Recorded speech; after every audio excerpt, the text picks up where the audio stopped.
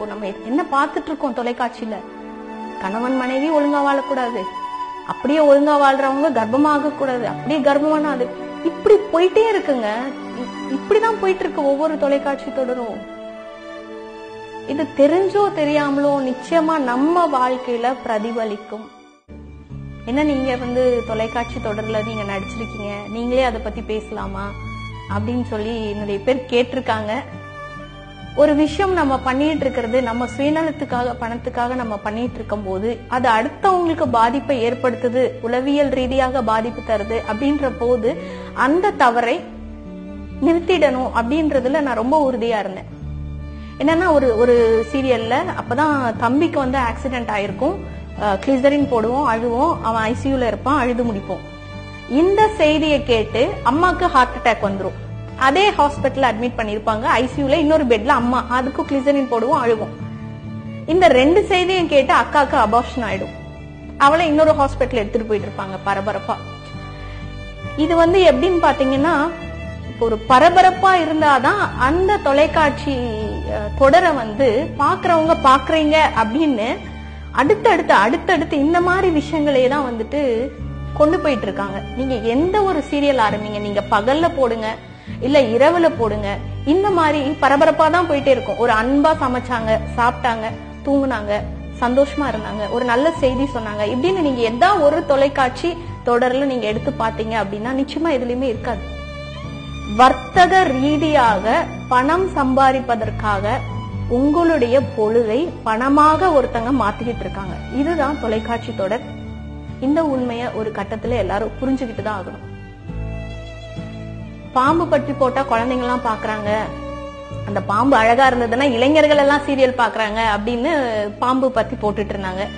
பேய் வந்தா குழந்தைங்க எல்லாம் பாக்குறாங்கன்னு பாம்பு பேய் ஒன்னா வச்சு ஒரு தொடர் வர ஆரம்பிச்சிருச்சு. ரொம்ப வேதனைக்குரிய விஷயம் இது.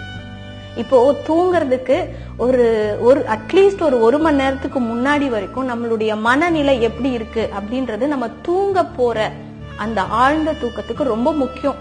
ஏன்னா ஆழ்ந்த தூக்கத்துலதான் நம்மளுடைய ஆரோக்கியம் இருக்கு அப்படின்னு மருத்துவ உண்மைகள் சொல்லும் போது, நம்ம கடைசியா தூங்க போகும்போது பண்ற வேலை என்ன? இந்த சீரியல் முடிஞ்சது, டிவி ஆஃப் பண்ணு, படு.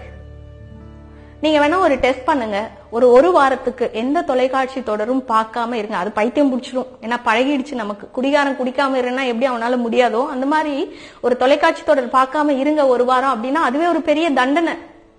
ஆனா அந்த மாதிரி இருந்துட்டு உங்களுக்கு எப்படி இருக்கு உங்க வாழ்க்கை, உங்களுடைய மனநிலை எப்படி மாறுது அப்படின்றத ஒரு தடவை நீங்க டெஸ்ட் பண்ணி பாருங்க. எப்ப பார்த்தாலும் பரபரப்பு, அப்பதான் டிஆர்பி ஏறும், அப்பதான் அந்த சீரியலோட போட்டி போட்டா இந்த சீரியல் இதே லெவல்ல இருக்கும், இந்த சீரியல் இதெல்லாம் கொண்டு வரானா நம்ம சீரியல கொண்டு வா, இப்படி போட்டி போட்டு உங்களுடைய நேரத்தை பணமாக மாத்துவது மட்டும் இல்லாமல் உங்களுக்கு மன உளைச்சலையும் உங்களுக்கே தெரியாம பல நோய்களுக்கு அடிப்படை காரணமாகவும் தொலைக்காட்சி தொடர்கள் இருக்குது. இத ஒரு மருத்துவர் சொல்ல வேணாம், பாதிக்கப்பட்டவங்க சொல்ல வேணாம், அந்த துறையில இருக்கிற நான் சொல்றேன். இப்ப இதனால எனக்கு பிரச்சனை வருமா? நிச்சயமா வரும். ஆனா உங்களுடைய ஆரோக்கியம் இதுல இருக்கு அப்படின்ற போது யாராவது ஒருத்தர் இந்த உண்மையை ஒரு இடத்துல உடைச்சுதான் ஆகணும். எனக்கு தெரியல, இதை கேட்கறதுனால நீங்க அந்த அந்த பழக்கத்துல இருந்து வெளியே வருவீங்களா இல்லையா அப்படின்றது தெரியாது. ஆனா உங்களுடைய ஆரோக்கியம் கெடுவதற்கு இது ரொம்ப முக்கியமான காரணமாக இருக்கு. தூங்குறதுக்கு கொஞ்ச நேரத்துக்கு முன்னாடி வரைக்கும் நம்மளுடைய மனநிலை எப்படி இருக்குன்றது ரொம்ப முக்கியம். இது ரத்த கொதிப்பு, சர்க்கரை, நீரிழிவு நோய், இந்த மாதிரி பல விஷயங்களுக்கு இது காரணமாக இருக்குது. இது உளவியல் ரீதியாக நிரூபிக்கப்பட்டிருக்குது. இங்க இல்ல, வெளிநாடுகள்ல நிரூபிக்கப்பட்டாச்சு. இன்னும் நம்ம ஊர்ல அந்த அளவுக்கு விழிப்புணர்வு வரல. பாதிப்பு அதிகமாகும் போது கூட நம்ம கண்டுபிடிக்க மாட்டோம். இதனாலதான் நம்ம வீட்டு பெண்களுடைய ஆரோக்கியம் கெட்டுட்டு இருக்கு அப்படின்றது நம்ம கண்டுபிடிக்க போறது இல்ல.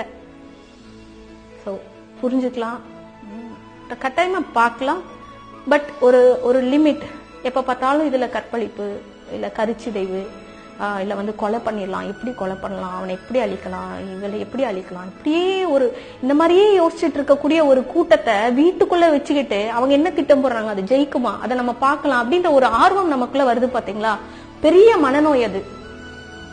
உண்மையாலுமே ஒரு மனநோய். ஒருத்தர் அழியறத நின்று வேடிக்கை பாக்குறது, அது தொலைக்காட்சியா இருந்தாலும் சரி, சினிமாவா இருந்தாலும் சரி, சமூகத்துல நம்ம கண்ணு முன்னாடி நடந்தாலும் சரி, அதை நின்று வேடிக்கை பாக்குற நம்ம உண்மை அது நாடகமாக இருக்கலாம், அது நடிப்பா இருக்கலாம். அதை வேடிக்கை பார்த்துட்டு இருக்கிற நம்ம உண்மை, அது நமக்குள்ள ஏற்படுத்தக்கூடிய பாதிப்புகள் உண்மையா நமக்கு நடக்க போறது.